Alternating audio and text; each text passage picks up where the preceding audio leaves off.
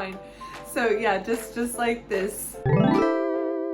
I think 222. it's 2 pairs of hands. 2 pairs of hands for the 222. That's right. Right. Thank you. You're welcome. Salut! We're back with another video. Another book video. I know that if you clicked on this video, you probably know it's about my 222nd read. Wow! But why my 222nd read is important or special, I am about to tell you. 2 is my number. My birthday is 2/22/2000 and I was born in the room 2220 at 2:30, so 2s are like a thing. Oh, and when I turned 22 in 2022, it was on a Tuesday. So, when I finished my 221st read, it was on my birthday. How crazy would it have been if I was able to finish my 222nd read on the 22nd of February? That would have been epic. But that passed me. Missed it. Missed the mark. I think my 221st read was my Phony Valentine. If not, that was probably 220. Anyway, I got to 221 and I was like, wait a minute, I'm reaching a milestone. And anytime I come to a milestone, I want the book to be special. So my 100th book was special. My 200th book was special. So I saw 222 was the next one. I was like, all reading gets put on a halt because I'm like, we're entering danger mode. I have like 8 books I'm reading right now, and I don't know if I want any of them to be number 222. So I took stock, I took inventory, I looked at all my 8 books, I did some prioritizing. I was like, okay, of the 8, which ones would I want to be 22 or 222? And then I was like, of the books that I own, do I want any of these to be 22? Of the books that I own, do I want any of these to be 222? I was thinking, and I was like, wait a minute, it's not so much that I want the book to be like special or guaranteed 5 stars or anything like that. I mean, I wanted it to be a good book, obviously, but I was like, this one is special. Shalom. Shalom. Like, I don't want this book to just be a guaranteed 5 stars from an author that I like. I want this one to have as many 2s as possible entering this book. I actually made a list of all of the 2s that I could come up with, or like special things, I guess, that go along with this book. What? When I bought this, it was in a set of 2. Like, I bought this in another book. It was a book purchase of 2. I feel like that counts. I knew the main character would be me because she was in the first book and she was just like me. So that's, special. I knew it was going to be a romance. I mean, like, the hearts, they're kind of a dead giveaway. And I like romances. I love the first book, so I was pretty confident I would like this one. Potential guaranteed 5 star. Does potential and guarantee, can you really put those in the same sentence? You know what I mean. It's the 2nd book in the series. It's the 2nd Courtney Walsh book I have ever read. I finished page 222 on the 2nd day of reading it. And I finished it in the 2nd month of the year. So I think that was a lot of 2s. It was very intentional. I'll be talking a lot of spoilers for this book, so if you haven't read it, be warned. There's also going to be some spoilers for Positively Penelope by Pepper Basham. Just as a forewarning, I talk about both books a lot. I initially wanted to try to make this video like a reading vlog where I updated you on my thoughts as I went along. I just didn't really get around to it. So instead, it's going to be me inserting some of the reading time lapses in between me giving my thoughts in chronological order as best as I can. Here we go. So one thing that I know was mostly my fault in sort of hindering my ultimate enjoyment of this book is that Eloise, the main character, knowing that she was a lot like me with her positivity and her energy and vibe and just all that sunshineness, right? Knowing that, I kept comparing her to Penelope from Positively Penelope, which was also a sequel. I talked about this in my 2024 TBR list video, and because that's a sequel and Penelope is like me and Eloise is like me, I kept comparing Positively Penelope with this book, and it's not fair to this book because Positively Penelope was in my top 10 for 2023. I mean, it's up there. It's like if I were to take any book that I read from here on out and try to compare it with Redeeming Love, which is my favorite book ever, that's just not fair. And I did know going into the book that it was going to be a grumpy sunshine trope, which I felt pretty new to, but then as I started thinking about it, or more like as I saw more of Pepper Basham's posts on Instagram, I realized I'm not as unfamiliar with the grumpy sunshine trope as I thought.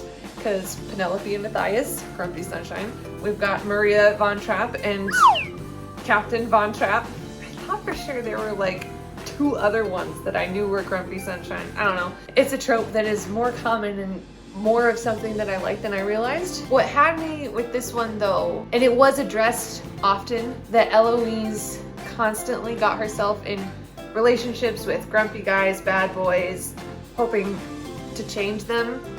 And that's just not a good idea. And I mean, Poppy and Rhea, her sisters, spoke to that. They're like, you know, Eloise, we want the best for you. We don't want you to keep getting in these bad relationships. It's not your responsibility to change these people and like all that stuff. So I like that it was addressed, but I kind of wish that there was a way it could have been more clear why Gray wasn't like the other guys that she has dated. Because I totally get where Poppy and Rhea were coming from and the similarities. I mean, I saw it, and I agree. There's a lot of similarities there. But I didn't feel like it was super clear throughout the book why Gray was different or why Eloise pursuing a relationship with Gray was okay. And I mean, I guess technically she wasn't trying to pursue a relationship with him, and at the very end he asked her to be in a relationship and she said yes. I don't know. I noticed it more than I do with other grumpy sunshine tropes, and that was just kind of weird for me. You're good. I gotta get my stuff. Love. I'm going off of thoughts that I had generally over chapter 12. Oh, you know, I should also point out that I did read this over 3 days, which I don't usually do. So it was kind of weird going through this so fast, because usually I'm reading like 2 to 8 books at a time, and it takes me a couple of weeks to get like officially finish one book. So to get through this one so fast, it was kind of weird, and I do wonder if some of my thoughts would have been different if I could have marinated on it more like I do with other books. So anyway, these are my thoughts that I wrote down up to chapter 12. And up to this point, I was laughing more in this book than with My Phony Valentine. This is not a My Phony Valentine review, so I'll try not to get into that. But I did listen to that on audiobook, and sometimes I feel like if I'm reading something, I can give it more humor than when I'm listening to it. So I don't know, maybe I would have found My Phony Valentine to be more funny if I just read it myself. But I thought this was quite a bit funnier. Like, I laughed out loud with this, but I only like somewhat chuckled a couple of times listening to the audiobook of My Phony Valentine. So that was a big plus for this one. I enjoyed laughing here. I'm pretty sure in all the podcasts that I listened to of JP Pokluda, his Becoming Something podcast, which is amazing, y'all should check it out, and some of the books that he's recommended and written himself, he suggests that couples don't kiss until they get married, like on their wedding day, that, you know, you may kiss the bride, that's the first time that they kiss. And I have only heard good things about that strategy, plan, goal, whatever you want to call it. But this book, I think by chapter 16 they had kissed twice. And I don't think they kissed again really until the very end. I know that their first kiss was, like, they weren't dating, they were strangers. Which, I mean, is, you know, that's not recommended. But I feel like seeing Eloise and Gray having kissed those 2 times up to this point, or even just towards till the end basically, how difficult it was for them to keep their mind straight, to have that focus of I'm working, or we're not married, or I don't know. It's just, I feel like this book showed how complicated or harder it is to have kissed before getting married than waiting for the wedding day.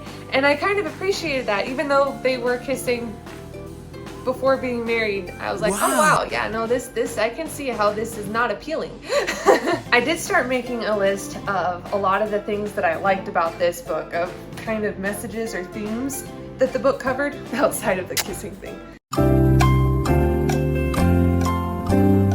Eloise's message to Gray that he's more than just a hockey player. Hockey is what he does, not who he is. I loved that, especially since that's something I feel like I've struggled with in regards to work or success or achievement or whatever, that sometimes I think like, oh, I am the things that I do. And it's like, no. You don't find your identity or your value in what you do. So I really like that. I like that Eloise also showed Gray that caring for people can be a strength and not a weakness. Just realized I feel like there are some superhero movies that kind of cover that, you know, where the villain is like, having, you know, loved ones is a weakness, and the hero's like, no, they're why I'm strong. That kind of thing, but in a rom-com setting instead of an action hero movie. But it's a good message. So you know how we all have like those inner voices in our heads? I liked to see Gray shifting who he was listening to in his head away from his father into Eloise, and that spoke to me a lot because I feel like for me, oftentimes I try to shift my inner listening ears away from myself or other people, and I really try to focus on like what God says, what scripture says, what I've heard from sermons.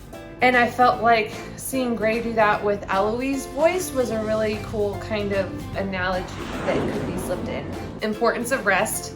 I think that went with Gray and Eloise both, because I feel like they both kind of overworked themselves, whether it was emotionally or physically or both. And seeing Eloise's sisters help her with learning how important it is to rest, and then Eloise helping Gray be like, hey, you gotta rest sometimes. You can't just train all the time.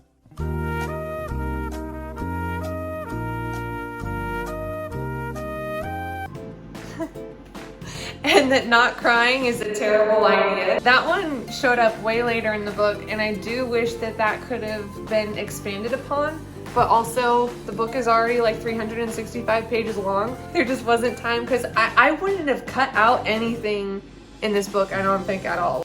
There wasn't a part where I felt like there was a lull or like, why is this here? Why are we still here?